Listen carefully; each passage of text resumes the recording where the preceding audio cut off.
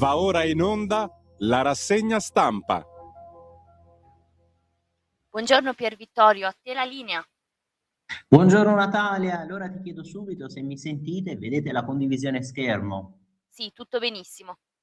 Perfetto, grazie Natalia, grazie a tutti voi, veramente un grandissimo buongiorno alle nostre ascoltatrici e ai nostri ascoltatori, voi che siete sempre dei patrioti innamorati della libertà. E allora rassegna stampa di oggi, 23 maggio 2026, qui su Radio Libertà, in cui ci occuperemo di questa possibile svolta in Medio Oriente con il presidente Trump che ha ricevuto quindi le opzioni per riprendere la guerra in Iran. Secondo il Wall Street Journal il presidente statunitense non esclude possibili attacchi ma vuole concedere più tempo al processo diplomatico, e poi questa grande novità della proroga del taglio delle accise e 300 milioni ai camionisti, è stato sospeso questo sciopero dei tir. Il CDM, il Consiglio dei Ministri, ha approvato il decreto, quindi lo sconto che durerà fino al 6 giugno. Qui vedete intanto la prima pagina di Libero, oggi inquadrata sempre su questi casi di immigrazione che ci scandalizzano, che destano scalpore, perché addirittura era arrivato un terrorista sul barcone, è stato espulso ed era arrivato in Italia, vedete, grazie agli scafisti, e subito ha chiesto la protezione, come al solito, sostenendo, vedete, in Tunisia io rischio la vita, i cognati mi vogliono morto, ma addirittura aveva combattuto con le milizie islamiche in Libia. Poi riprenderemo questa notizia anche per rivedere tutte le esternazioni, le affermazioni di alcuni esponenti del PD, del centrosinistra, che all'epoca, anni fa, dicevano ma no, assolutamente non arrivano terroristi sui barconi. Oggi poi sentirete anche l'intervista che abbiamo registrato alla politologa, la professoressa Camille Chenot, docente presso l'Università Americana a Roma. Con lei abbiamo analizzato il suo testo, Crisi dello Stato-Nazione e populismi europei, il caso d'Italia e Germania. Ci siamo chiesti perché è in crisi lo Stato-Nazione e quali sono poi le criticità per i casi europei d'Italia e Germania, qual è il futuro dell'Unione Europea, che attualmente è una incompiuta federazione di stati, e noi aggiungiamo la postilla, per fortuna ci manca solo il super stato federale europeo, visto che l'Unione Europea, che poi è la grande assente politica in questi scacchieri internazionali, però continua a essere il gigante burocratico che alla fine quasi paralizza e asfissia, annichilisce le economie degli stati europei. E poi ci siamo anche chiesti ovviamente perché nasce il populismo, perché questa sfiducia degli elettori verso i propri governi, e quali sono ovviamente poi in questo scenario globale le relazioni attuali tra Stati europei e Stati Uniti d'America, visto comunque il ruolo così assertivo adesso degli Stati Uniti grazie a questa seconda amministrazione Trump. Nel finale poi di oggi il consueto collegamento con Matteo De Sio, come sapete conduttore per Radio Libertà del programma Te la rido io l'America. Ovviamente commenteremo questa possibile svolta in Medio Oriente, ma torneremo ad occuparci anche di Islam, di islamismo, dopo l'attentato di Modena, quello che la sinistra non vuole chiamare attentato, ma solo come il gesto di un folle. Non so se avete sentito anche il video editoriale di Cerno di ieri, diceva ma per la sinistra sembra quasi che gli sia partito così accidentalmente il pedale dell'acceleratore. Ovviamente abbiamo sempre bisogno poi dei vostri feedback, dei vostri interventi, dei vostri punti di vista, quindi per quello che abbiamo definito il nostro spazio di democrazia interno, quindi potete sempre chiamare allo 029294 7222, 3 volte 2 finali, potete scrivere i vostri messaggi quindi anche sotto le dirette Facebook della pagina della radio, della Lega, potete mandarci il vostro WhatsApp al 340 6709 659. Io mi scuso con voi perché anche magari nelle precedenti puntate non riusciamo a leggere tutti i vostri messaggi, già solo quelli che arrivano su WhatsApp, quelli che arrivano anche appunto sotto le dirette Facebook. Io volevo infatti con voi ritornare, pensate a questo messaggio che ci aveva lasciato una nostra ascoltatrice qui sulla diretta di 2 settimane fa, che non avevamo potuto vedere, commentare proprio la possibile esito di una, diciamo, vittoria del campo largo. E io ci tenevo adesso ad aprire, ecco, la puntata di oggi riprendendo questo messaggio, perché veramente è identificativo poi di tutto quello che ci siamo detti, è un riepilogo. Ci scriveva Adele Agnos, vedete, questa è la puntata di 2 settimane fa che avevamo tenuto, no, nel sabato, la rassegna stampa nostra del sabato: se dovesse vincere il campo largo in Italia sarò costretta ad abbandonare la mia amata patria. Non potrei assistere alla sua devastante distruzione sotto quella che si rivelerebbe inevitabilmente la più violenta e oscurantista dittatura mai esistita in Europa. La Thatcher aveva già previsto il crollo di questa democrazia e la Fallaci l'Eurabia. Mi rimane soltanto la speranza di una coalizione tra leader che intendono salvare la storia, la cultura, la civiltà e la democrazia di tutto l'Occidente. Che Dio ci aiuti. Qui vedete poi tanti mi piace, proprio per i pericoli che corriamo, visto che poi in Europa le sinistre, soprattutto quella italiana, non si accorgono dei pericoli che sta correndo l'Occidente. Io vi ricordo anche le nostre coordinate, quindi potete seguirci ad esempio sempre dal sito internet della radio, dalle pagine Facebook, dicevamo, di Radio Libertà e della Lega, dalle app di Radio Libertà per i sistemi operativi iOS e Android, dal canale YouTube. Vi ho riaperto intanto Fox News proprio per questi aggiornamenti, il gioco d'attesa, vediamo sulla la possibile prossima mossa di Trump nei confronti dell'Iran, è solo questione di tempo. Io qui vedete ve l'ho condivisa con la traduzione in automatico, istantanea di Google, e quindi poi l'ex portavoce del Dipartimento di Stato di Trump, quindi che gli offre un avvertimento l'Iran, e poi il principale esponente repubblicano della linea dura in materia di difesa prende pubblicamente le distanze dalla Casa Bianca sui negoziati con l'Iran. Quindi siamo a una sorta di bivio, perché Trump probabilmente potrebbe lanciare questo ultimo attacco. Io, vedete, vi riapro anche dall'ANSA di oggi, eccola qui, e quindi però nel frattempo c'è questa proposta con 9 punti che è sul tavolo. Vedete, a Trump sono state presentate le opzioni per riprendere la guerra in Iran. Axios: Trump ha visto i consiglieri della sicurezza, alla sicurezza, valuta l'attacco all'Iran, quindi qui vedete, vi clicco e vedete giovedì apparso propenso ad attaccare ma non ancora deciso, e quindi sono momenti insomma delicati proprio per questo. E poi l'aggiornamento anche dell'Iran International Time, vedete qua Iran International, l'Iran che minimizza le speranze di un accordo mentre il Pakistan spinge per i colloqui, gli Stati Uniti valutano quindi possibili attacchi. Anche questo lo potete trovare, no, in traduzione. Effettivamente questa è la proposta che è stata presentata da Islamabad. Allora, io vi riapro intanto la prima pagina di Libero di oggi, che ci offre questo gustoso siparietto, il confronto tra Matteo Renzi e Mario Secchi, perché Matteo Renzi difende la campagna inopinata con cui ha voluto attaccare il governo, una campagna che riprendeva anche l'estetica, la grafica, insomma, del ventennio, e sostenendo che appunto sotto il governo Meloni i treni non arrivano in orario e che ci sono tanti problemi. Qui vedete tante criticità. E allora lui giustifica questa scelta: i miei manifesti sulla Meloni, soltanto ironia. Caro direttore, si rivolge a Mario Secchi, la ringrazio per avermi dedicato il suo autorevole editoriale che ho letto con la consueta attenzione.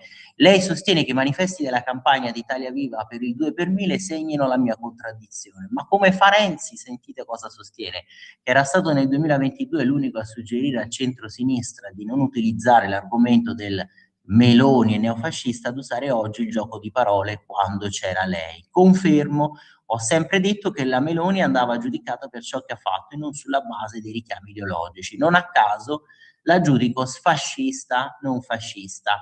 E allora, se dovessimo commentare lo sfascio dei suoi governi, quando praticamente l'Italia si arrendeva ad un'invasione senza sosta di immigrati, anzi Renzi utilizzava praticamente la Marina italiana come una sorta di taxi. E poi questo lo sostenevano anche i grillini, no? Che poi hanno compiuto questa inversione o questa giravolta, mandando a processo Matteo Salvini, l'alleato di governo che cercava di contrastare questa immigrazione.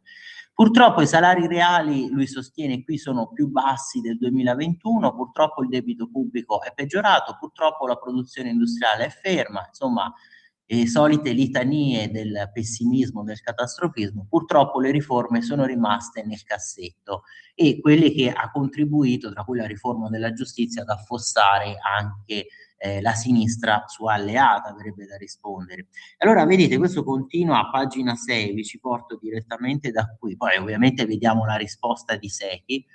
E lui qui scrive, qui intanto vedete la riflessione proprio di Brunella Bolloli, le Meloni e la campagna di Italia Viva, ma quale furia, nessuno la tocchi, i manifesti in stile fascista, forse l'avevate appunto già visti quando c'era lei, vedete qui la grafica, anche i caratteri, no? Proprio che richiamano il ventennio. Quando c'era lei la benzina si pagava di più, i treni arrivavano in ritardo, insomma la solita tiritera. E qui la risposta di Secchi, ma Renzi poi conclude, quando c'era lei i treni arrivavano in ritardo, non è un'accusa di fascismo, è una sottile ironia, si difende lui. Se proprio vogliamo compiere l'analisi del messaggio senza scomodare McLuhan, sto casomai accusando la Meloni di compiere il contrario di quello che faceva Mussolini. Ma caro direttore, le svelo un segreto, era un messaggio scherzoso per prendere in giro la Premier e questo governo. E poi arriva in conclusione, io apprezzo lo stile della Presidente, anche se confesso una certa nostalgia per un altro predecessore, più capace di comunicare di tutti noi. Ci fosse stato Silvio Berlusconi, infatti mi avrebbe telefonato per farsi una bella risata e poi ne sono certo avrebbe strigliato i suoi, perché lui accusa i collaboratori della Meloni di essere stati più realisti del re, di essersi scandalizzati per questa campagna. Già me lo vedo Silvio con il suo stile inimitabile dire, ma Cribbio, non sapete nemmeno scherzare, state diventando il peggio dei comunisti. Insomma, questo è quello che sostiene Renzi, ma la risposta qui di Mario Secchi, ve la riapro, no, dalla prima pagina di Libero, poi ovviamente facciamo anche il giro, no, delle altre prime pagine, magari da giornalone, immagino che alcuni di voi, molti di voi forse l'avranno già viste, vedete, ma come si torna al solito teatrino sul fascismo? Caro Presidente Renzi, risponde Mario Secchi, anch'io seguo le sue iniziative con attenzione, mi consenta, le ricorda qualcuno? Mi consenta dunque di fare qualche breve considerazione sul governo alla sinistra e la questione del fascismo degli antifascisti, che non le appartiene per cultura, formazione e intelligenza. Qui suona come una sorta di captazio benevolenze. Proprio per questa sua lontananza ideologica mi ha sorpreso che lei abbia fatto della simbologia fascista il perno di una campagna che conferma il cuore del problema dell'opposizione. Lei aveva ragione ieri quando mise in guardia i suoi compagni di viaggio sul rischio della demonizzazione della Meloni, ma proprio qui sta la contraddizione dell'oggi.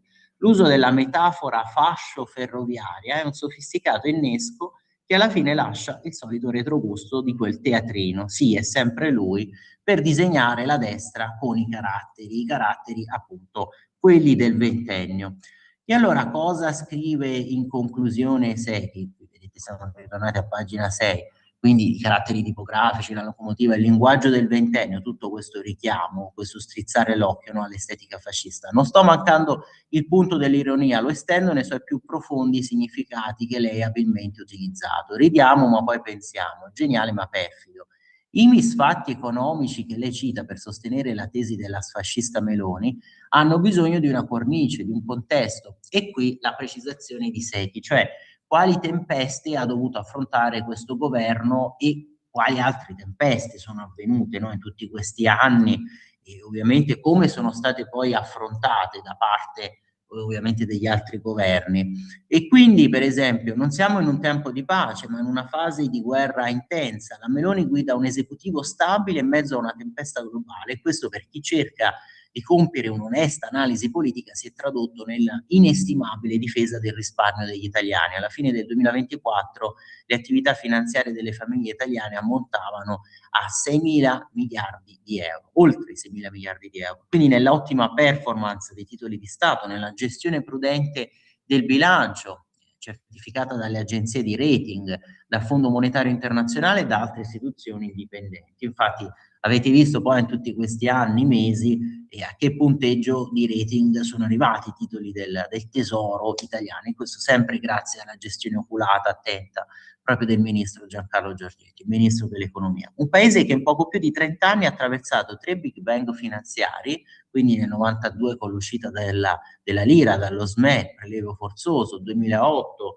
il crack dei mutui subprime, 2011 la crisi del debito sovrano, bruciando una massa inimmaginabile di proprio denari dei contribuenti, e però ha trovato con il governo Meloni una credibilità sui mercati che le ricette pazze del campo largo non potranno mai assicurare. Esatto, le ricette pazze. e super bonus, reddito di cittadinanza regalato così, con poi tante truffe, chi magari immigrato non poteva, non aveva non aveva comunque i requisiti, le condizioni, chi svolgeva il secondo lavoro in nero, insomma. Condivido con lei la nostalgia per Silvio Berlusconi, fu il mio eccezionale editore al giornale a Panorama, sapeva scherzare su se stesso e amava ascoltare i giornalisti, soprattutto quando non erano d'accordo con lui. Un giorno mi disse: Renzi sarebbe perfetto per guidare un giorno Forza Italia, non capisco come faccia a stare dall'altra parte. Cribbio neanche io. Qui su questa conclusione di Mario Secchi nutriamo qualche dubbio, perché poi alla fine Renzi, stando al governo, i suoi disastri e anche con quella riforma costituzionale, insomma, si è smentito. Poi magari potrebbe essere perfetto per guidare una Forza Italia, chissà, un po' troppo centrista, un po' troppo succube dell'altra parte, ecco, della parte politica di sinistra, ma questo non è solo un problema di Forza Italia, l'abbiamo detto, è un problema un po' di tutto il Partito Popolare Europeo negli ultimi anni, nelle ultime legislature a Bruxelles con la von der Leyen che spesso appoggia provvedimenti insieme alla sinistra, insieme ai socialisti.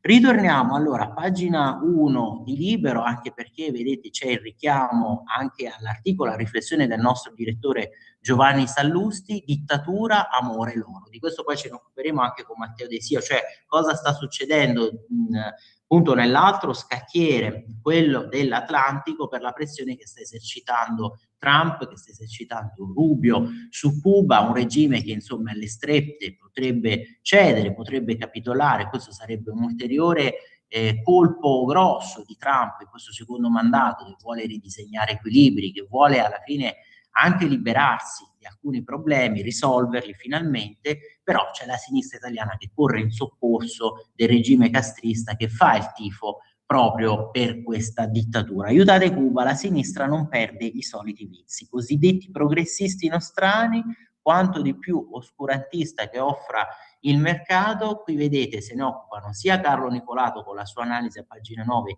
sia il nostro direttore a pagina 12, vi ci porto, e vedo che sono già le 8:17, allora prima della pausa vediamo questa parte, vedete ecco qui perché la sinistra tifa per i castristi, l'infatuazione italiana antistatunitense. E quindi una patria d'elezione per la sinistra italiana che è Cuba, ma l'altra ovviamente è l'Iran, no, degli ayatollah. La prima è l'Iran appunto di questi ayatollah, la Repubblica Islamica che folgorò sulla via di Teheran l'intelligenza gauchista e folgora oggi i suoi nipotini, diciamo, lungo la linea evolutiva che parte da Foucault a Rula Gebral, Eden di purezza ritrovata contro la barbarie del consumismo occidentale. Invece la seconda è quella di Cuba, ancora castrista, la Repubblica Socialista monopartitica, nella realtà un inferno autoritario a poche miglia dalle coste della più grande democrazia del globo.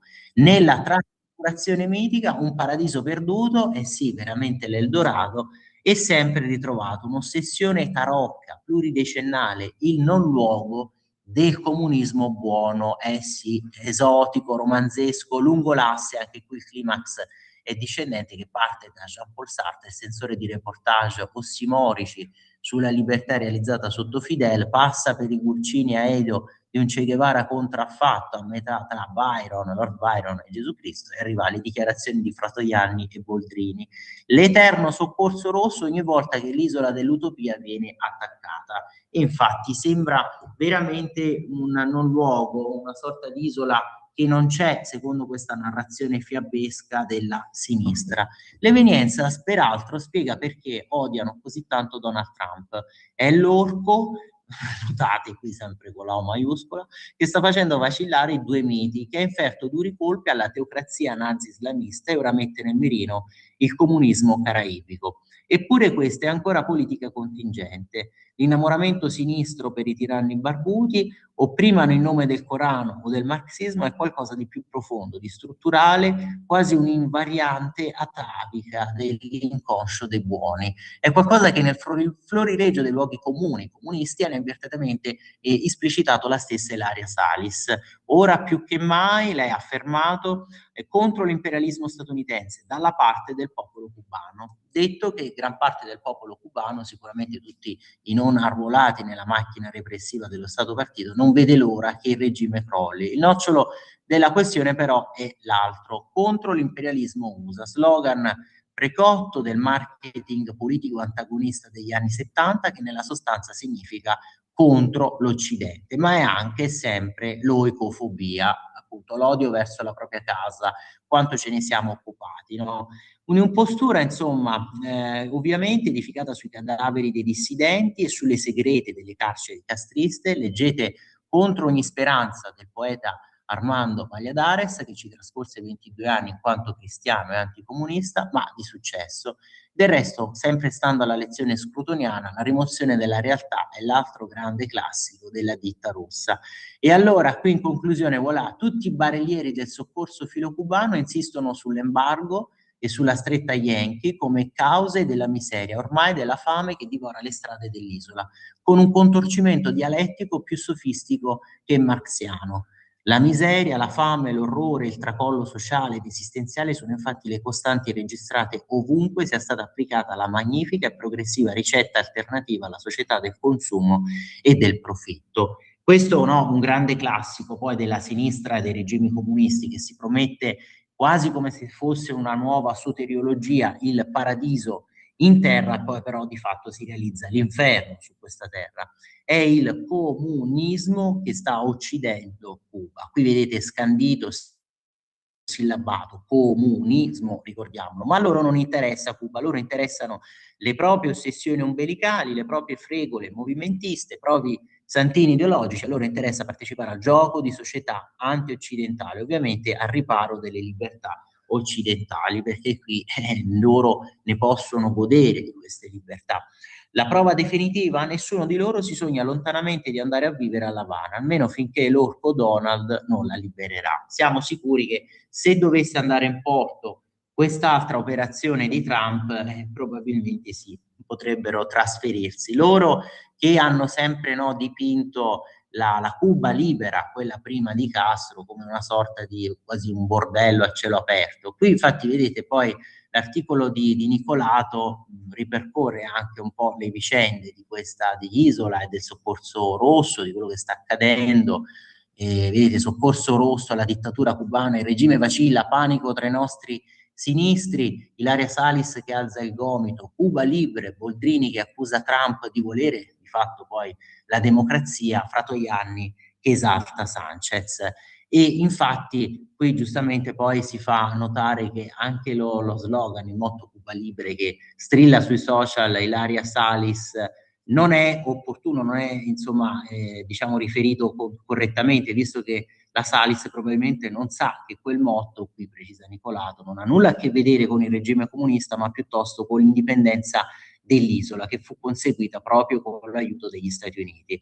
Ma forse la Salis delle flottiglie intendeva il cocktail che le ha consentito di straparlare nello stesso post della libertà e del diritto all'autodeterminazione del popolo cubano, che in 3/4 di secolo di regime comunista mai si è espresso in una libera elezione democratica. D'altronde di libertà a Cuba parla anche il console generale di Cuba in Italia, José Luis Darias Suarez, cioè da noi diretto rappresentante di quel regime sanguinario che dice che il bloqueo imposto dagli Stati Uniti è un castigo per il popolo cubano che non si è allineato ed è rimasto libero. E allora sostengono che appunto gli Stati Uniti avrebbero aggravato l'embargo, che quindi starebbero causando questi danni e ovviamente questi problemi secondo loro, ma per loro se ci dovesse essere la liberazione, qui vi leggo la conclusione direttamente citando le altre parole di fuoco di Michele Serra, figuratevi cosa aveva scritto, che se Cuba tornerà addirittura libera sarà, vedete, ai nefasti di Fulgencio Batista, quindi una dependenza dell'America bianca, poi quello che vi accennavo prima, un grande bordello e un grande casino. O forse, caro Serra, qui si rivolge Nicolato direttamente a lui, i cubani potranno decidere del loro futuro democraticamente. Ma allora, completiamo sempre questo giro intanto delle grandi questioni, questa carrellata, no, di tutte le varie news. Vedete l'altro scandalo, qui queste sono le ossessioni e le priorità della sinistra. L'inaugurazione del bagno neutro all'ITS HIT di Grosseto. Sotto la scritta sulla porta nel dettaglio, dietro l'idea, c'è l'aggiunta DEM. Inaugurato in Toscana, il Gender Neutral Toilet, con i disegni, vedete, di una sirena, poi cosa c'è? Di un robot, di Batman. Queste sono le ossessioni della sinistra: trans, sirene, robot, il bagno secondo il PD.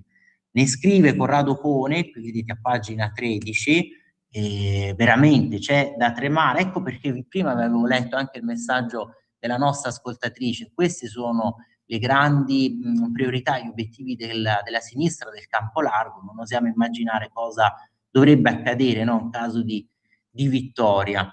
Qui l'inaugurazione e l'inclusione che diventa un circo, appunto anche Batman raffigurato, trans e sirene, il bagno walk del PD. L'assessore regionale della Toscana alla scuola Alessandra Nardini ha tenuto a sottolineare come basterebbe farsi un giro in tutta Europa per vedere quanto bagni con queste iconografie siano diffusi. Quindi adeguiamoci, siccome lo fanno tutti, il che da un punto di vista razionale non significa molto, anzi buona pratica sarebbe quella di ragionare con la propria testa e non seguire l'opinione comune, il solito luogo comunismo, no, della sinistra, anche se in verità qui si tratta delle idee di minoranze attive, una piccola elite che vuole imporre a tutti il proprio pensiero. Poi minoranze attive, queste LGBTQ+, che sapete sono molto aggressive, anche fanatiche, estremiste. Da un punto di vista concreto significa invece che il nostro continente, proprio per il predominio di queste elite, di certe politiche, rischia una deriva illiberale di cui non sembra nemmeno accorgersi. Più che figli di Venere rischiamo di essere i padri del nulla.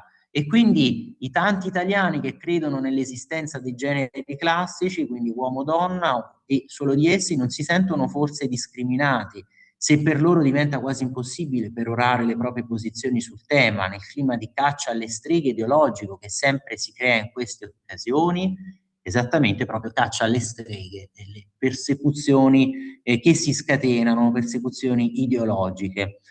A proposito poi di editoriali perché vedete siamo qui nello spazio interno di Libero, pagina 12-13 di oggi, con tutte le analisi, prima abbiamo appunto richiamato quella del nostro direttore Giovanni Sallusti, ma anche la riflessione di Marco Patricielli su i consigli da rivolgere ai flottiglianti, il catalogo Propal.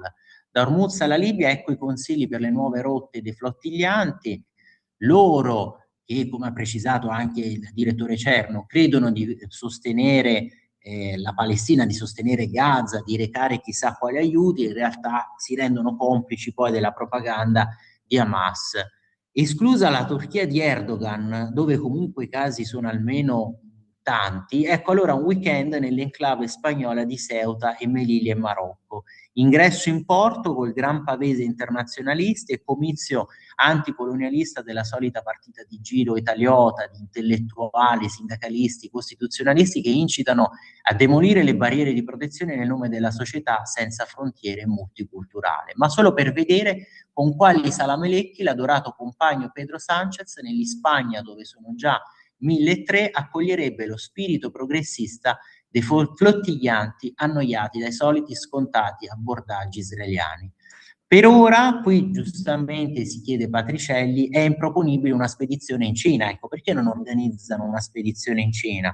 Oppure una spedizione nello stretto di Hormuz. Vedete, nella prima parte dell'articolo Patricielli si diverte a immaginare quello che potrebbe essere una sorta di motonautica, di gran premio acquatico lì, gimkhana tra le mammolette dei Pasdaran e della Guardia Repubblicana, poi rapido dietro front, dribbling ai motoscafi e pure una bella corsa in seguimento con le navi da guerra americane per dimostrare quanto Donald Trump sia non solo fellone ma anche incapace di intercettare la flottiglia dei capitani coraggiosi.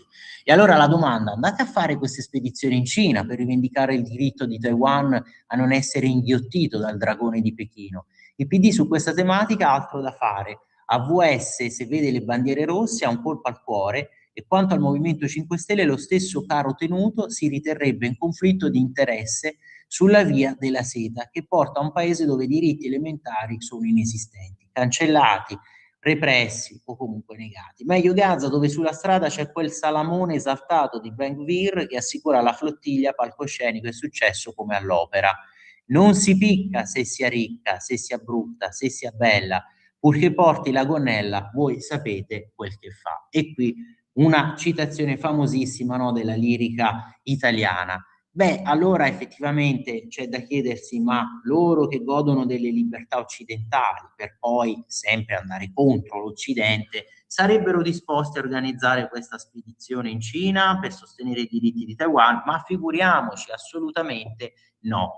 8:30, prima di a questo punto fare il consueto break, volevo richiamarmi sul tema, proprio l'editoriale che magari avete già seguito di ieri del direttore Giovanni Sallusti, Salvini spezza il conformismo sulla flottiglia. Ve lo richiamo perché poi Salvini giustamente aveva fatto notare, non è che sia un'idea così brillante andare lì, cacciarsi nei guai, sapendo che comunque la reazione di Israele non può che essere una, ovviamente di intercettazione, di abbordaggio, visto che loro, dicevamo prima, si rendono poi complici della propaganda, della narrativa di Hamas. Ma allora lo riprendiamo un attimo dopo il break, se sei d'accordo Natalia, allora ci ritroviamo fra qualche secondo. Nei fine settimana riascolta i tuoi programmi preferiti. Domenica aspettati il meglio sui canali di Radio Libertà. Semplicemente la tua radio. Lo amiamo perché ci offre sempre le cose più buone e naturali. Linea Alberto Acerbis. Problemi respiratori, tosse, raffreddore, tosse secca, tosse grassa. Abbiamo il prodotto che ti può aiutare. Bronco Free, la soluzione bevibile alla bava di lumaca, timo, verbena, altea, papavero e marrubio. Un insieme di erbe e di prodotti che aiutano a sciogliere il catarro e a favorirne l'espettorazione in maniera naturale. La tosse è un meccanismo espulsivo naturale che il nostro organismo mette in atto quando all'interno delle nostre vie respiratorie entrano virus, entrano batteri, entrano sostanze che il nostro organismo ritiene dannose. Come fare per calmare la tosse? Bisogna sciogliere il catarro e favorirne l'espettorazione attraverso un mucolitico naturale. La bava di lumaca, infatti, attraverso gli enzimi litici in essa contenuti, aiuta a sciogliere appunto il catarro e aiuta la sua espulsione. Abbiamo un'offerta straordinaria per voi stamattina. Se dite ascolto Radio Libertà e chiamate lo 030 68 40 408, 3 flaconi di Bronco Free a 59 euro, e se dite ascolto Radio Libertà voi non pagate le spese di trasporto e in più avete uno splendido omaggio. Chiamate adesso 030 68 40 408. Di nuovo a te la linea, Pier Vittorio. Grazie Natalia. Vedete, ho fatto un'incursione qui, invece siamo all'interno del Giornale di oggi, pagina 12, pagina 13, l'intesa in 9 punti senza nucleare tra Stati Uniti e Iran, ma Teheran che frena, Rubio piano B se non riapre Hormuz, e poi all'Arabia firma breve si tratta. Quello che stavamo dicendo, infatti buttiamo anche sempre un occhio sulle agenzie di stampa, vedete io qui vi riaggiorno anche l'ADN Kronos, vediamo se ci sono novità. Iran, Trump vede i consiglieri per la sicurezza, sul tavolo le opzioni per la ripresa della guerra e poi presto possibile annuncio su accordo, ecco i punti della bozza finale. I media che riferiscono droni distrutti, gli Stati Uniti hanno perso in guerra secondo loro il 20% delle risorse, intanto gli 007 americani smentiscono Trump. Il New York Times: Teheran ha proposto collaborazione all'Oman per imporre pedaggi a Hormuz. E invece, a proposito del Giornale di oggi, io volevo con voi andare all'intervista che ha rilasciato il governatore del Veneto, Stefani, neoeletto, sapete, un'intervista molto ricca, densa, uno dei governatori più amati, più apprezzati, no? Nel sondaggio che era stato diffuso qualche giorno fa. E vi porto, ecco, vedete, a pagina 4, apriamolo da qui: la sinistra sceglie l'Islam, noi stiamo con le imprese. Scenari politici, le amministrative, il governatore veneto: invece di imporre nuove tasse faremo finanziare dai privati progetti sociali e sanitari. Intanto guardate qui i virgolettati, i bangla: il PD ha fatto della inclusione una bandiera, salvo poi nasconderli, perché si è vergognato, no, del fatto che il voto per il PD poi alla fine fosse una sorta di voto etnico.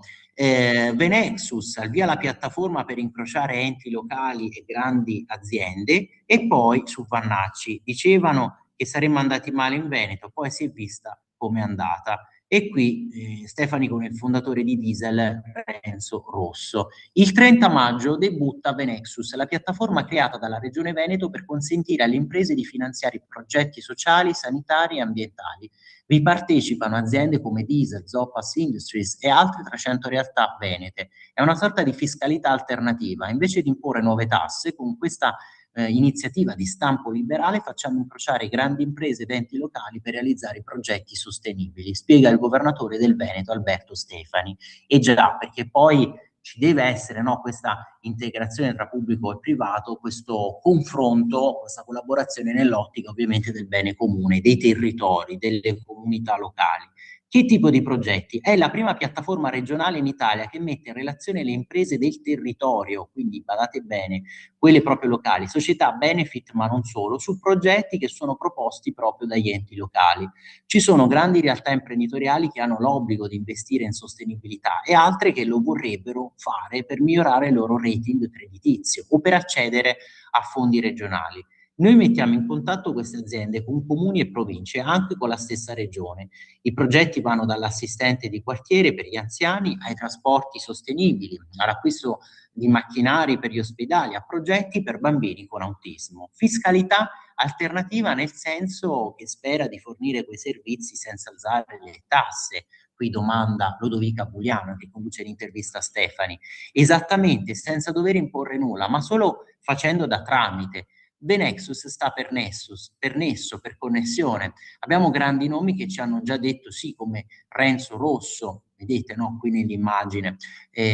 Poi imprese della grande distribuzione che vogliono investire in un futuro diverso. Il Veneto è un territorio molto identitario. Un'azienda preferisce finanziare un progetto del suo territorio piuttosto che uno al di fuori.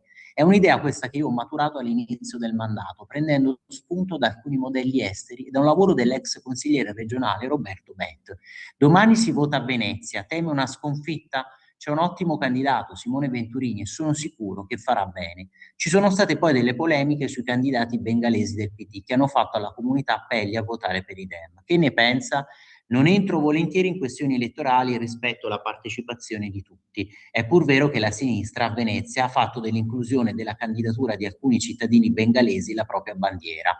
E qui giustamente si dovrebbero fare però delle precisazioni, delle osservazioni, perché poi alla fine condurre una campagna elettorale del genere alla fine conferma quello che abbiamo sempre detto, cioè che la sinistra è allettata da questo bacino di voti e perciò anche quello che è successo in Spagna con Sanchez, con le regolarizzazioni. Questi vogliono alla fine avere nuovi cittadini, nuovi elettori della propria parte politica. Salvo poi, quando la frittata è fatta, è esploso lo scandalo, e quindi tanti si sono indignati, dover scegliere di nasconderli questi bengalini. E insomma si è resa conto la sinistra che stava diventando un problema comunicativo. A che punto siete invece con il percorso verso l'autonomia? È ancora la vostra battaglia storica? Questa è la domanda che ci sta più a cuore. Certamente sempre lo sarà. Abbiamo già siglato l'intesa su 4 materie: la tutela della salute, la protezione civile, professioni, insomma, quindi tante le materie, no, che vengono alla fine estese per materie alle quali è estesa l'autonomia, professioni, previdenza complementare integrativa, fondamentali per il nostro territorio. L'iter sta proseguendo e una volta concluso negozieremo su altre materie. Io ho seguito la legge da relatore in aula e so quanto sia stato oggetto di ostruzionismo da parte di alcune forze politiche. Sono felice di poter condurre a termine questo percorso che, dicevamo, proprio prevede l'estensione delle materie su cui poi le regioni possono acquisire questa maggiore autonomia. Temete una crescita del partito di Vannacci anche in Veneto? Qui la domanda che sembrerebbe più scomoda. Ognuno fa il suo mestiere. Il mio è quello di dare risposte ai veneti. Durante la scorsa campagna elettorale qualche commentatore pronosticava un risultato ridimensionato rispetto alla tornata precedente per il centrodestra e per la Lega. Poi invece abbiamo visto come è andata a finire. C'è l'ipotesi che la Regione porti avanti la proposta di legge regionale sul fine vita, come chiedeva l'ex governatore Zaia. La Corte Costituzionale sul tema del fine vita è stata chiara, ha detto che le regioni non possono stabilire né termini né obblighi, quindi è impensabile che una regione da sola possa disciplinare tempi e modi del fine vita. Comprendo gli appelli, ma bisogna seguire il diritto. La regione non può andare contro questa legge. Un bilancio dei primi mesi di mandato? Intensi e di grande impegno. Abbiamo scelto di investire sul piano casa e sul social housing e stiamo arrivando anche a una riforma generale sull'abitare. Abbiamo presentato quella sul caregiver, abbiamo investito sulla medicina territoriale e sulla formazione professionale. Abbiamo tante sfide davanti, ma abbiamo delle strategie per guardare al futuro, stando al passo con la società che cambia. Ecco, questa è veramente una conclusione che ovviamente condividiamo, perché fa capire poi anche questo spirito pragmatico di buonsenso sempre della Lega, che vuole conservare ciò che deve essere valorizzato, ciò che già funziona, ma che vuole cambiare, innovare, sempre però in un'ottica di vero miglioramento. Sono le 8:40, siccome dobbiamo far sentire anche questa intervista sul tema dei populismi, tanto biasimati, tanto demonizzati, ma se sorgono i populismi è perché evidentemente queste elite europee negli ultimi anni non hanno fornito le risposte che si attendevano ai cittadini europei.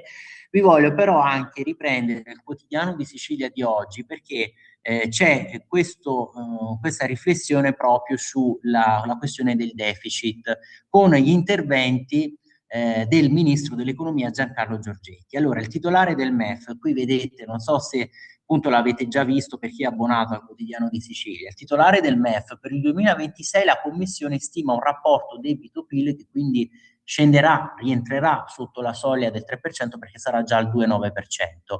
E appunto Giancarlo Giorgetti che dichiara: lavoriamo per ridurlo, possibile uscita dalla procedura, quella che era stata attivata appunto qualche settimana fa, possibile uscita già in autunno.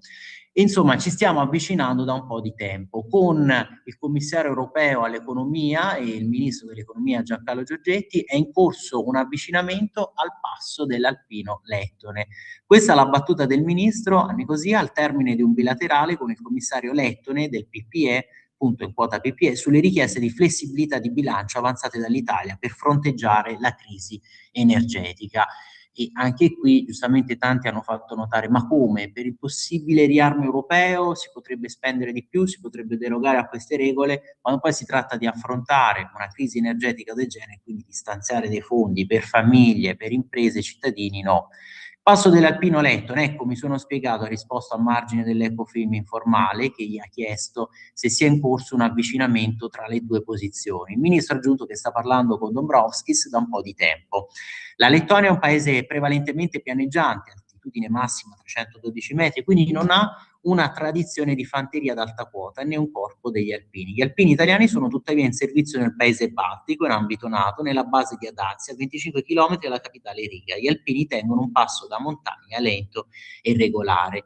Il ministro ha poi ribadito che al MEF si stima che sia possibile uscire dalla procedura per deficit eccessivo nell'autunno prossimo, quando sarà più chiaro a consuntivo l'effettivo impatto del superbonus per l'edilizia sui conti pubblici, ha detto ancora il ministro Giorgetti.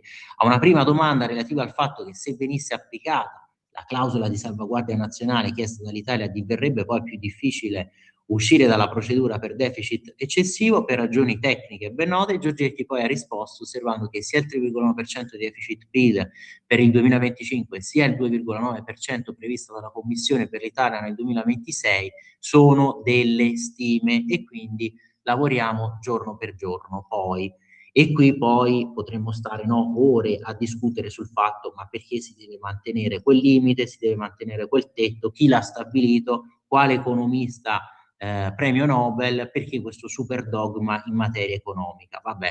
Alla domanda se ritiene tecnicamente possibile uscire dalla procedura prima della fine del 2026, Giorgetti ha risposto con un secco sì, per poi precisare: noi stimiamo. Quindi queste sono comunque delle stime, come anche quelle che sono state fornite dalla Commissione europea, perché poi tutto dipenderà dalla valutazione dell'impatto del superbonus a consuntivo, nonché, trattandosi di un rapporto, dall'andamento del PIL. Io vi leggo anche il messaggio di Maurizio che ce l'ha scritto, mandato poco fa, vero Natalia? Un messaggio inviato il 7/5, profetico per il potere iraniano che resiste e acquista coraggio. Qui Maurizio riapre allora la questione del Medio Oriente e dell'Iran. USA-Iran, possibile accordo con permanenza al potere dei leader islamici terroristi. Ricordiamoci quando gli Stati Uniti dicevano alle persone: scendete in strada a protestare, noi vi appoggeremo. Le manifestazioni di gioia degli iraniani in Italia, 40.000 morti mitragliati ed impiccati, senza grandi appoggi e silenzio in tutto l'Occidente, compresa l'Italia. Solita storia, il popolo iraniano usato e forse abbandonato, ci mette dei punti esclamativi e di domanda Maurizio. Vedremo il testo, se ci sarà l'Iran più forte nella regione. Ecco, questo è un messaggio che anche manifesta un po' di amarezza, no? Perché poi alla fine si chiedeva al popolo iraniano di rovesciare il regime, proprio quando iniziavano gli attacchi statunitensi, gli attacchi israeliani, però di fatto se ci dovesse essere questo accordo che manterrebbe in vita il regime degli Ayatollah, sicuramente sarebbe un regime più debole, un regime indebolito, e soprattutto si spera però che possa cedere, consegnare tutto il materiale dell'uranio arricchito, perché quella è la grande paura ed è anche la grande questione, il grande tema. Non è possibile che un regime del genere, abbiamo detto prima, leggendo anche le riflessioni del nostro direttore, nazi teocratico, possa aspirare, ambire ad avere poi un'arma che è una forma di ricatto. 8:46, allora torniamo a parlare di populismi. Perché nasce il populismo in Europa? Perché questa sfiducia degli elettori verso i propri governi? Quali sono poi le relazioni attuali tra gli stati europei e la partner per eccellenza, il partner occidentale per eccellenza, cioè gli Stati Uniti d'America? L'abbiamo chiesto alla politologa Camille Chenot, docente presso l'Università Americana a Roma, commentando il suo ultimo libro, La crisi dello Stato-nazione e i populismi europei. Allora Natalia, se sei d'accordo, la facciamo sentire e poi ci ritroviamo al termine appunto dell'intervista.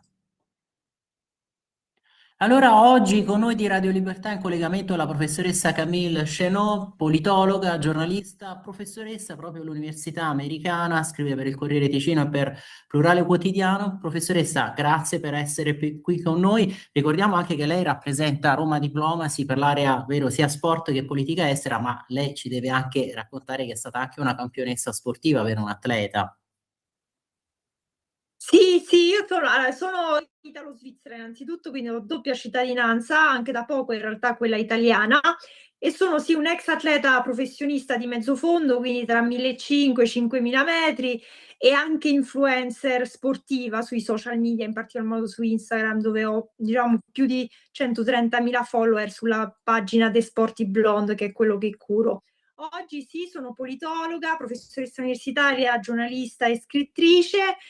Durante la mia attività sportiva non ho mai smesso in parallelo di portare avanti anche tutto il mio percorso professionale. Ho studiato tra Roma e Berlino, in particolar modo la magistrale, dove per un periodo ho soggiornato a Berlino e ho frequentato la Freie Universität, e ho poi avviato il mio dottorato di ricerca a Roma 3 in scienze politiche e ho finito nel 2022. Nel 2024 invece ho deciso di iniziare a scrivere il mio libro, quindi Crisi dello Stato-nazione e populismi europei, che è stato pubblicato poi a giugno 2025, quindi l'anno scorso.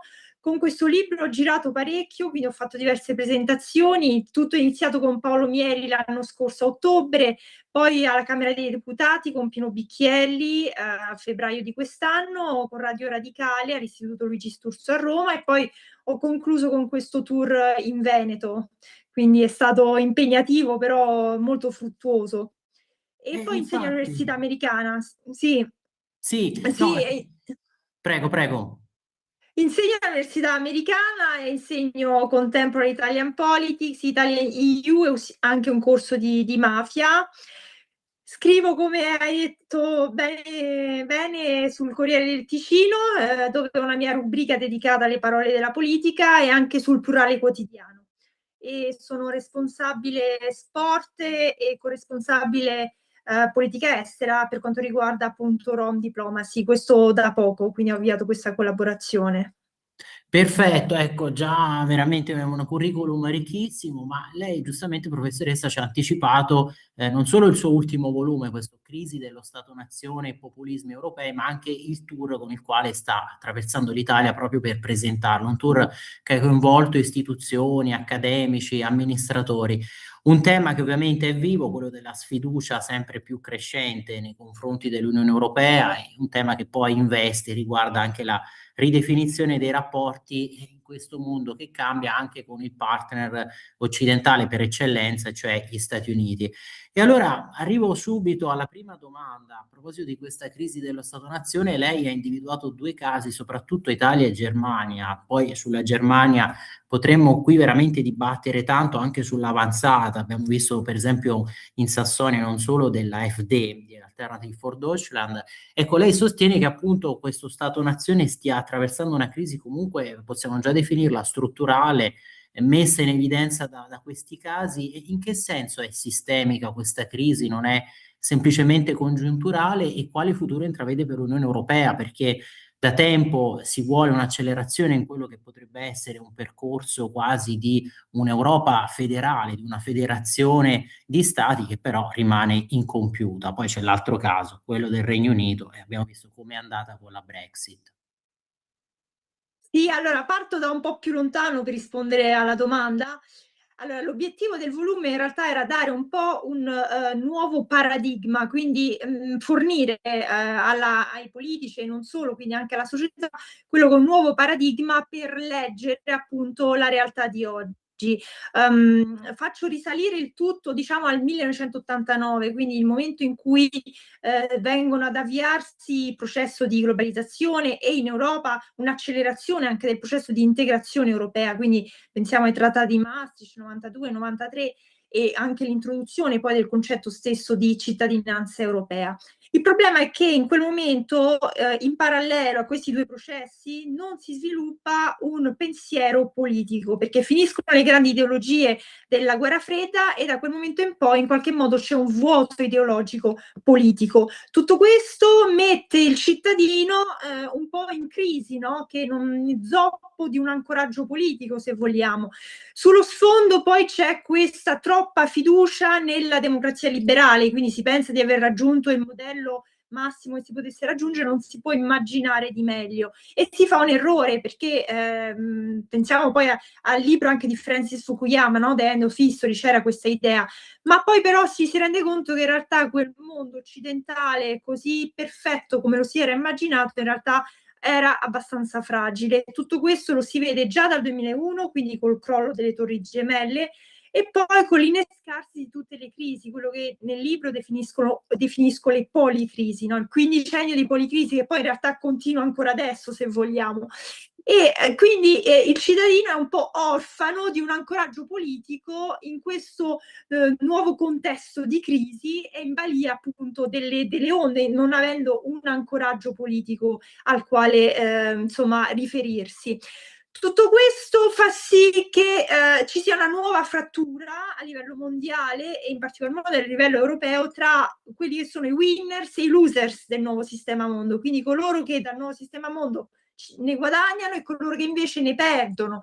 E il sistema partitico va a modellarsi anche su questa nuova frattura, quindi tra partiti sistemi e partiti antisistema, per cui sostengo anche nel libro che ridursi a ancora destra-sinistra è una cosa un po' anacronistico, antiquato, in quanto bisogna anche considerare questa nuova frattura che entra a gamba tesa nel contesto nazionale ed è proprio del contesto internazionale, ovvero partiti sistemi e antisistema, dove i partiti antisistema rappresenteranno ovviamente i vinti, quindi i losers di questo nuovo sistema mondo, e inevitabilmente vorranno andare a ripescare quello che era il vecchio modello di riferimento, ovvero il modello nazionale, quindi tutti i populismi antisistema appunto si riferiscono a un modello nazionalista in contrapposizione a tutti quelli che sono stati i processi invece di un potere delegato sovranazionale, se vogliamo.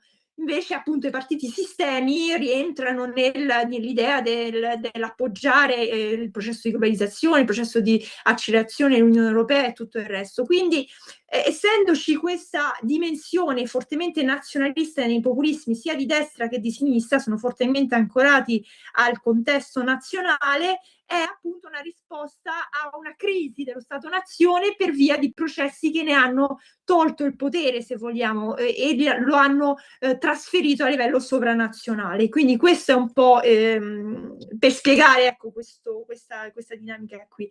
Nel libro appunto analizzo queste dinamiche sia nel contesto italiano che nel contesto tedesco.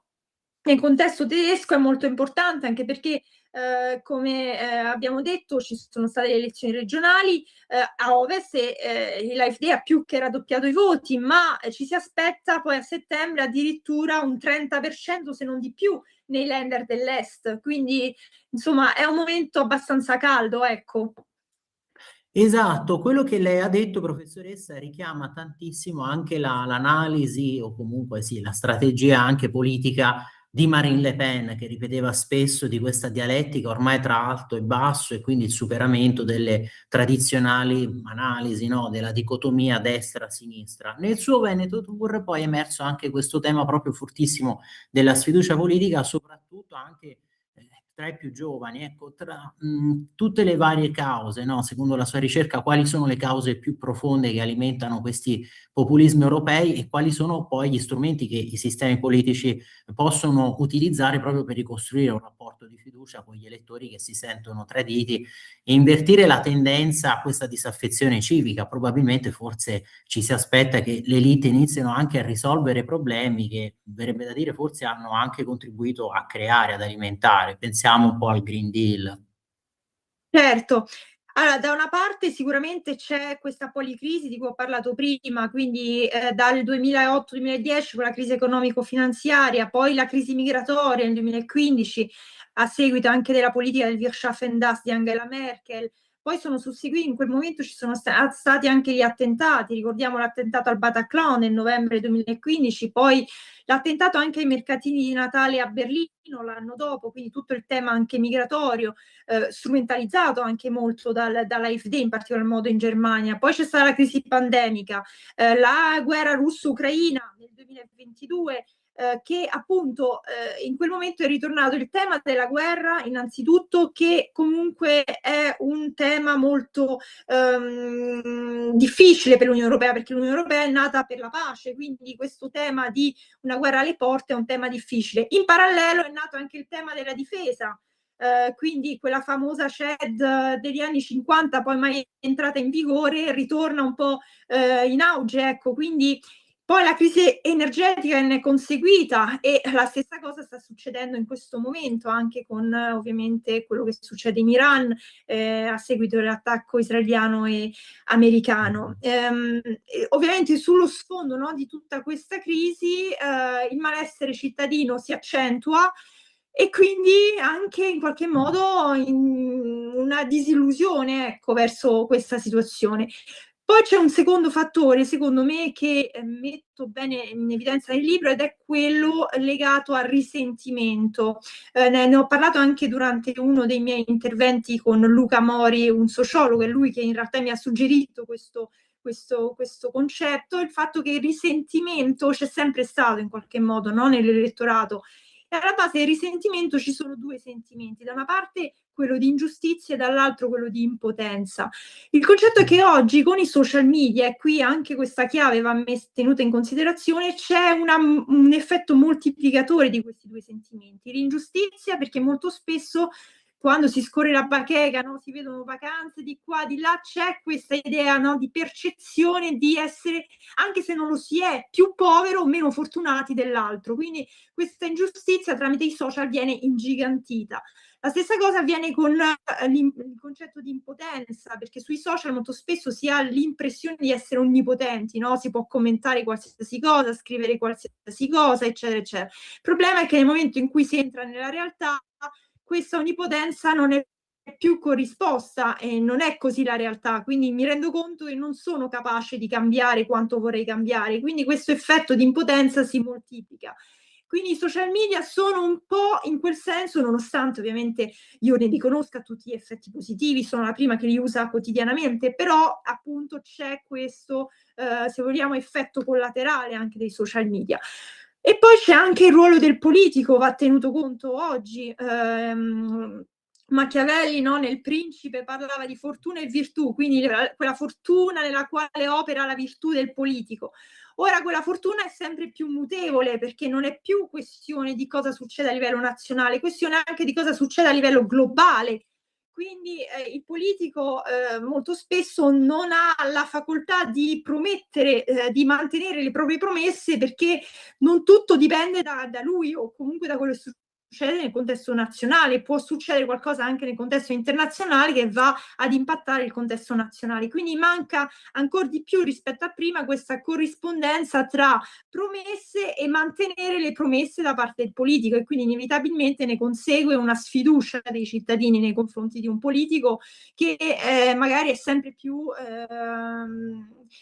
in difficoltà, ecco, nell'agire. Poi ci sono vari fattori nazionali, se vogliamo risalire a livello storico, Tangentopoli in Italia, di cui parlo anche del libro, il processo di democratizzazione e annessione alla Germania dell'Est, tutti i fattori poi peculiari, ecco, ai contesti nazionali.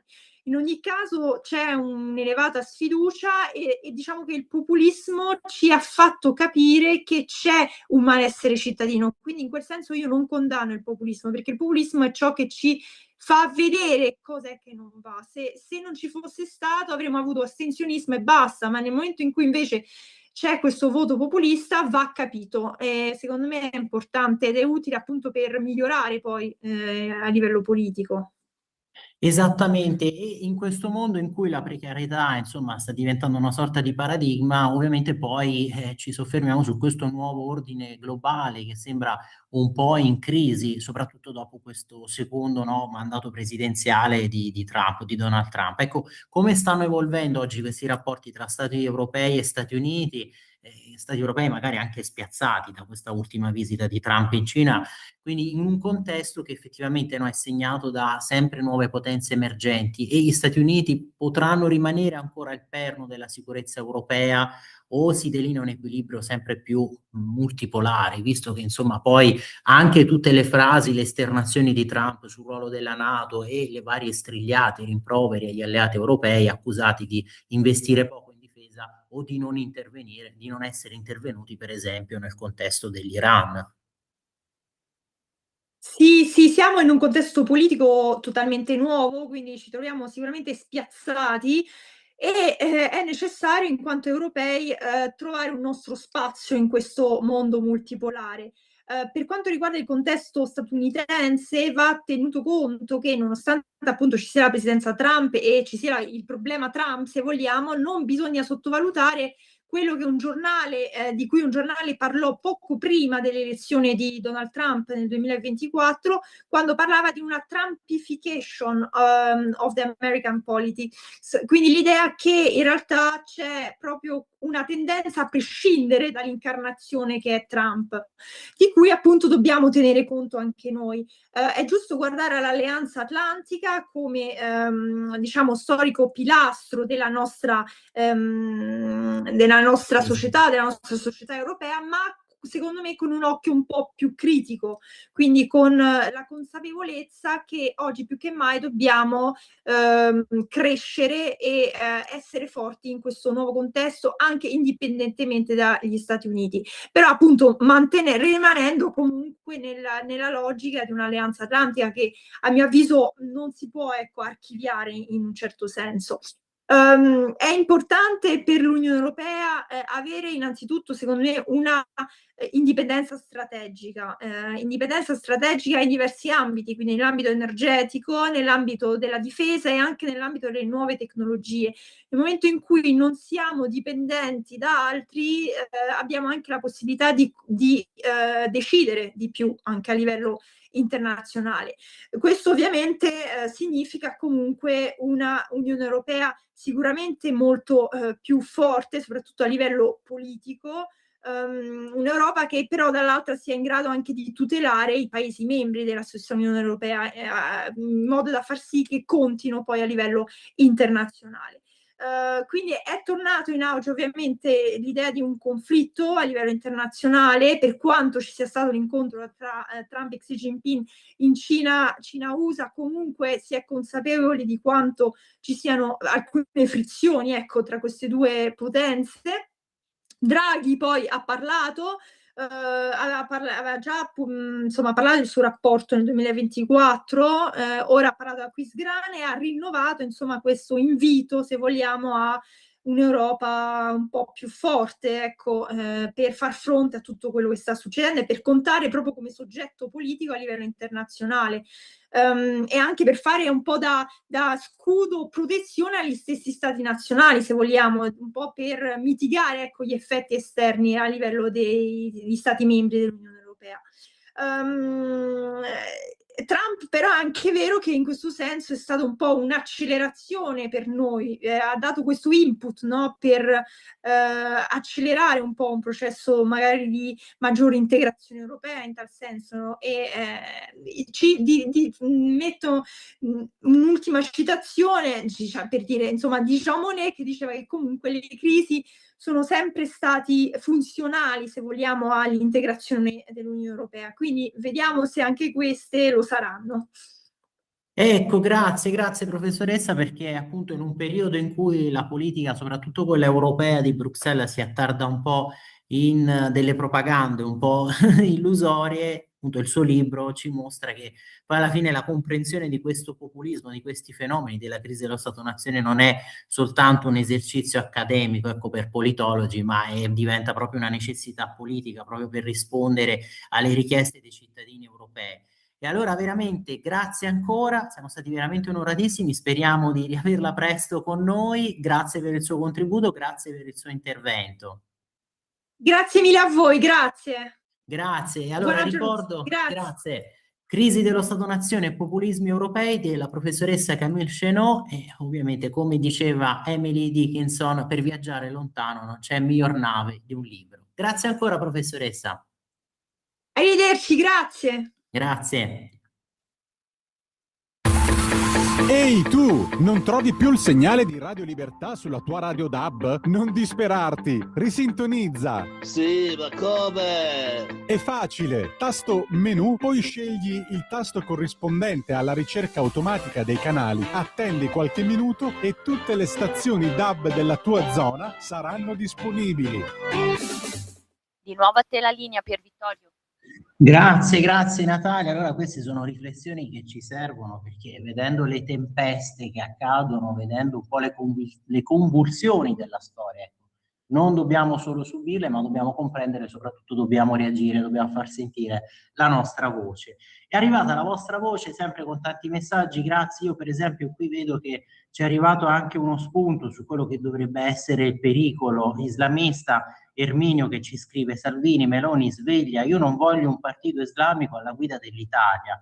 E infatti guardate a pagina 4 di oggi sul Tempo, Modena, l'Islam e la lezione di Oriana. Rifiutiamo di credere che il nemico appunto è in casa, è con l'indicativo non sia, perché già è qui. Questo è il tempo di Feltri, Vittorio Feltri. Vedete gli insegnamenti di Oriana Fallaci attuali più che mai, ci manca la sua capacità di comprendere quello che accade e preferiamo coprire il problema con l'inclusione oppure semplicemente liquidare la vicenda come abbiamo visto, no, in questa settimana. Ma sì, era un pazzo, era un disagiato, era frustrato, era rancoroso. Il problema di questo nuovo terrorismo islamico è che a volte non servono nemmeno delle strutture cellulari, delle cellule, di quei reticoli che avevamo visto, vi ricordate anche con l'ISIS, ma poi con questi strumenti di addestramento online, con questa propaganda su web digitali, quelli che apparentemente possono sembrare soltanto dei disagiati, poi in questo modo riescono alla fine ad organizzarsi, ad addestrarsi e ad impiegarsi proprio come manovalanza jihadista. L'attentatore, qui vedete anche virgolettati, ha spinto l'acceleratore con la stessa foga di quelli di Madrid, Londra e Parigi, delle scene veramente raccapriccianti, perché anche soltanto, non so, immagino che forse l'abbiate vista, la foto di questa donna mutilata, senza gambe, con le gambe amputate, certi titoli del giornalismo mainstream che si limitavano a dire ah sì, questa turista che torna nel suo paese e certo ha perso le gambe, veramente delle scene horror, peggio veramente un film splatter di Tarantino. L'inviata di guerra ci dava dei codardi incapaci di dire la verità per paura di apparire razzisti. Questo il grande lascito di Oriana Fallaci. Vi leggo almeno questa parte, in attesa poi del collegamento che dobbiamo tenere, no? Fra poco con Matteo De Sio, proprio per commentare tutto questo. E allora, vedete, intanto vi richiudo qui questa finestra. È vero, gli inquirenti del caso di Modena dovranno stabilire la matrice del gesto dello stragista marocchino, ma sulla modalità non ci sono dubbi. Voleva fare fuori più persone possibili, fatto spingendo sul tasto dell'acceleratore con la stessa foga che avevano gli attentatori di Madrid, Londra, Parigi. Il lavoro di intelligence non manca, le forze dell'ordine stanno facendo un servizio esemplare, mancano però la consapevolezza, la sensibilità, la paura. Non abbiamo abbastanza paura, la definirei, sentite la parola forte, quei difetti, coglioneria o dabbenaggine. Ci rifiutiamo di credere che il nemico sia già in casa, scomposto in 1000 cellule, pronte ad agire perché sono inferocite, perché vivono ai margini, perché hanno bevuto, perché l'hai guardati di traverso, perché hanno la laurea e non vogliono il lavoro che vogliono. Che anche qui sarebbe da obiettare all'attentatore, ma scusatemi, cioè quanti italiani che magari accettano di svolgere lavori sottodimensionati e mica osano andare in giro a fare stragi.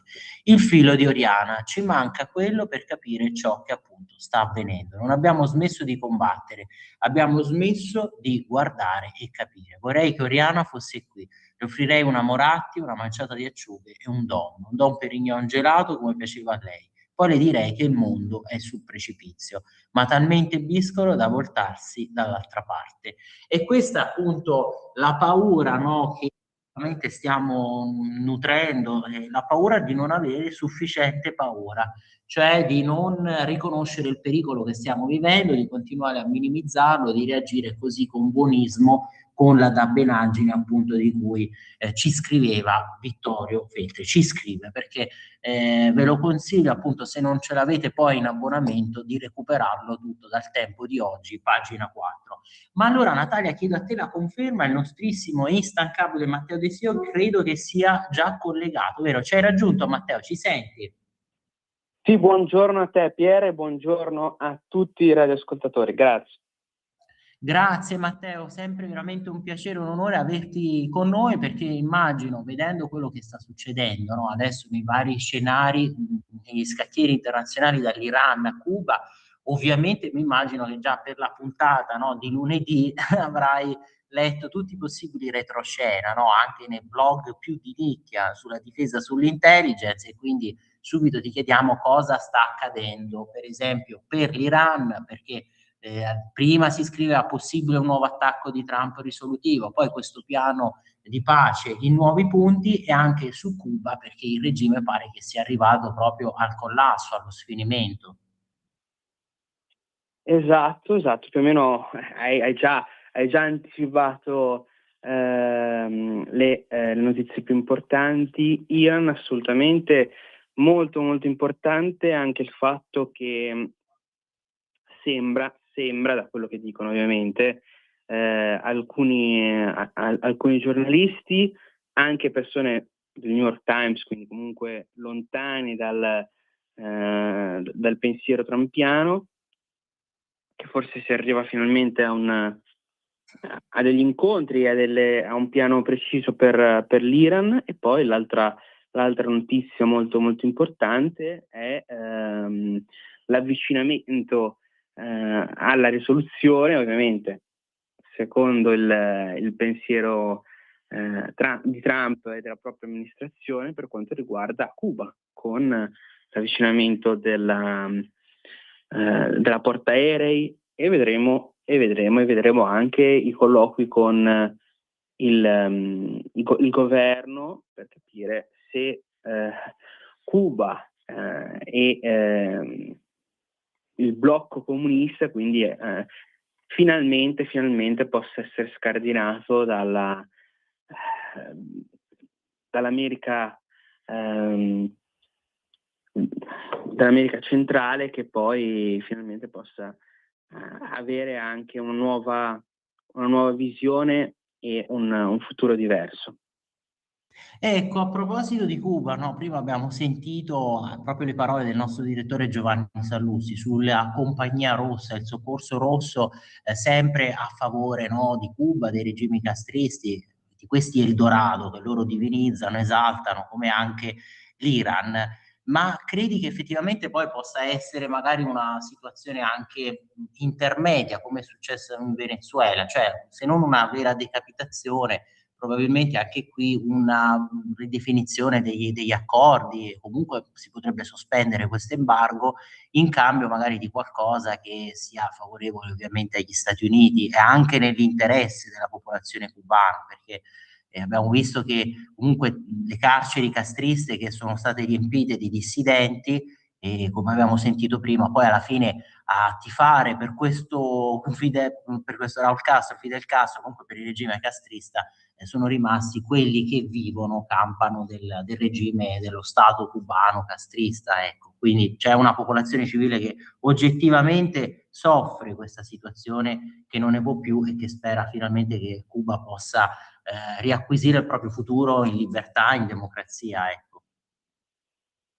Esatto, Pier. E poi, come dici giustamente tu, parlando proprio di popolazione civile, non dimentichiamo che purtroppo per la popolazione civile di Cuba vi sono blackout per quanto riguarda internet, ma i beni essenziali, anche l'elettricità per i beni essenziali, quindi non solo qualcosa di svago, ma si parla proprio di soprattutto ospedali, ma anche servizi, la possibilità di poter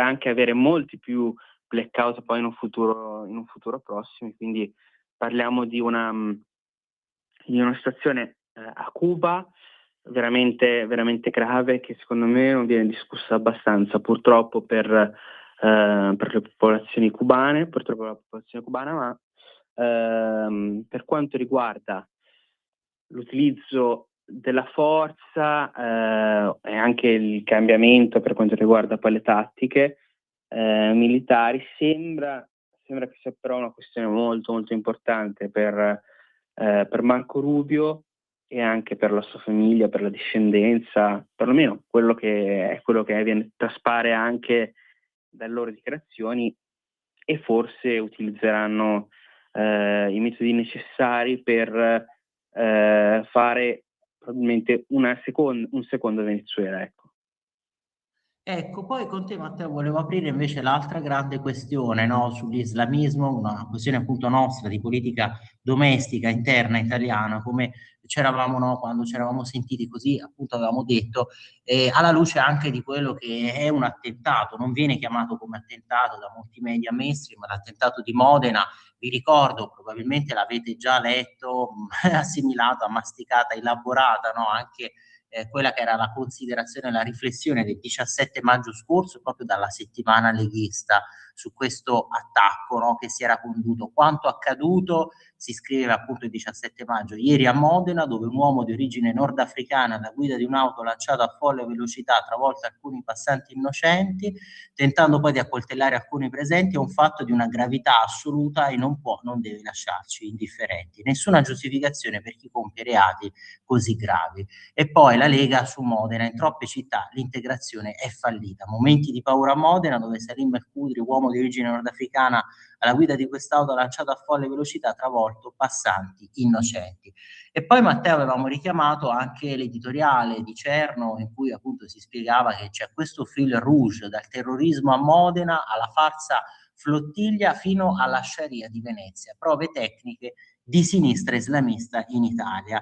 E quindi propaganda radicale, calcolo elettorale che si fa sempre più forte a sinistra.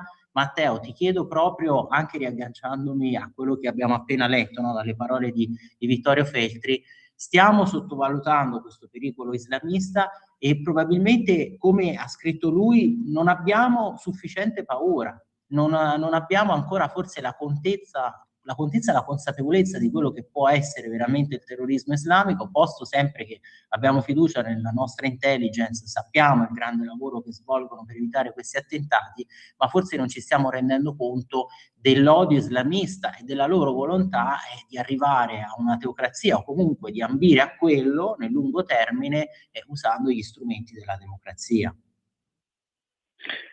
Sì, Pier, penso penso che possa essere assolutamente un pensiero condivisibile, quello che hai detto, e si parla comunque di un fatto molto importante che viene sottovalutato dalla sinistra, nonostante siano molto progressisti, ovvero la salute mentale per quanto riguarda le persone, e quanto l'Italia ovviamente non sia in grado di assistere a questa enorme quantità di persone, perché ovviamente, come dicono tanti altri, anche in maniera più dettagliata rispetto al sottoscritto, l'Italia non è pronta, non è abbastanza forte in questo momento economicamente per poter badare a chiunque sia sul proprio territorio, e con questa accoglienza indiscriminata voluta dall'Europa e dalla sinistra italiana. Esattamente, Matteo, e oggi, ecco, per avviarmi a conclusione con te, volevo anche richiamare quello che scrive La Verità, no, di oggi. La prima pagina non l'avevamo ancora aperta: l'attentato di Modena è terrorismo, questo ovviamente sempre per analizzare quello che è successo a Modena. Poi con Francesco Borgonovo, che ha intervistato Bertolotti, il direttore dell'Osservatorio sul radicalismo. In genere quelli che colpiscono in Europa non fanno parte di organizzazione, sono spesso singoli con disagi mentali che trovano nell'islamismo lo sfogo alla loro rabbia. Grasso bloccò una legge per intercettarli. Quindi, Matteo, quello che dicevamo prima, è vero che magari possono non esserci organizzazioni strutturate, non c'è più forse quella organizzazione reticolare che alla fine come una piovra le adescava, però comunque c'è un web, c'è un indottrinamento online e ci sono questi disagi. Qui vediamo, no, proprio il titolone per l'intervista a Claudio Bertolotti, pagina 2 della Verità di oggi: l'assalto di Salim è il più classico degli atti di terrorismo in Europa. Poi la sinistra si rassegna, a colpire è stato il jihadismo, il disagio è un dettaglio. Ma ti faccio la domanda, ecco Matteo, non credi che poi la colpa sia anche però di una certa narrazione, se non unica, dominante, prevalente, che c'è poi sui media, per cui poi alla fine questi fatti vengono minimizzati, vengono ignorati? E ti chiedo anche dell'altro grande caso, perché per esempio la stampa mainstream in Italia se ne sta occupando poco. Qui vedete invece La Verità di oggi, sì, a pagina 4 con Alessandro Rico, e cioè il caso del giovane che è stato ucciso appunto in Regno Unito, il 18enne Harry Novak, ucciso da un Sikh dopo una serata a Southampton, e qui però con un grosso errore della polizia britannica, che pensava che il responsabile dell'aggressione fosse questo giovane britannico, in realtà è stato ucciso dal Sikh. E su questo è calato il sipario, cioè qui la polizia britannica ha commesso un grave errore paragonabile quasi a quello dell'omicidio di Floyd, solo che per Floyd vi ricordate insomma il pandemonio che si scatenò nel mondo, e invece questa vicenda qua sembra passare sotto traccia, la grande stampa, i grandi media mainstream internazionale se ne occupano poco. E secondo me è una questione da analizzare molto, molto scrupolosamente, proprio perché riguarda il Regno Unito, che nella propria storia ha subito e ha causato anche miscugli culturali. Ecco, se il Regno Unito, che è più avanti di noi per motivi storici, economici, culturali, ha difficoltà nella gestione di un'immigrazione molto, molto fitta, tra l'altro di ex colonie, quindi comunque un'immigrazione che in teoria dovrebbe essere molto più assorbita molto più facilmente rispetto alla nostra, che arriva dall'Africa, con cui non abbiamo molte volte nessun legame culturale, economico o altro. Figurarsi per noi, per l'Italia, cosa possa essere appunto gestire questo flusso e attenzione, proprio perché sono persone, come dici tu, che sono singole, che si sentono lasciate sole. Vuol dire proprio che il sistema europeo italiano, come dicevo prima, non è proprio in grado di poter amministrare, di poter gestire una così grande flotta di persone che sono estranee, che sono aliene allo Stato italiano, quindi non sono poveri italiani, non sono poveri europei, ma vengono da altri paesi, che quindi non si possono poi gestire correttamente. Alla fine, persino seconde generazioni che studiano, che sono istruite, purtroppo possono essere vittime di propaganda, perché l'Italia non può permettersi in questo momento delle strutture e anche delle leggi, un apparato proprio per un'integrazione eccellente. Esatto, Matteo, questo è un messaggio che ci ricordi sempre, giustamente, che l'Italia non ha la possibilità di integrare queste che sono delle vere orde, non è assolutamente pensabile. E è un po' una riflessione amara, pessimista, anche quella che ci manda Dani. Io ve la leggo veramente in questi ultimi secondi. Dani da Como: ciao Pier Vittorio, in riferimento all'articolo di Feltri, io credo che ormai sia anche troppo tardi per correre ai ripari contro l'Islam, non si ha il coraggio e la determinazione per cambiare la tendenza e il declino, ci vorrebbe più tempo, avremmo dovuto iniziare già molto prima, non è facile ricacciare il nemico che si è infiltrato come una metastasi, forse ci riuscirebbe solo un governo di vera destra, ma da solo al comando per prendere decisioni vincenti ma scomode. Il nostro problema è la sinistra e il troppo lassismo rispetto all'Islam, che come si sa non è scalfibile. Beh, Dani, vogliamo non crederlo, vogliamo invece credere che abbiamo ancora tanto tempo a disposizione proprio per poter invertire la rotta, poter reagire a tutto questo, e del resto, come ci insegna Tolkien, no, nel Signore degli Anelli, possiamo soltanto decidere cosa fare con il tempo che ci viene concesso, e quindi veramente sfruttiamo questo tempo per reagire, per non rimanere indifferenti di fronte a tutto quello che sta succedendo, per rimanere sempre liberi, forti e senza paura. Grazie a tutti voi, grazie a te Matteo, grazie a te Natalia, allora buona continuazione qui su Radio Libertà.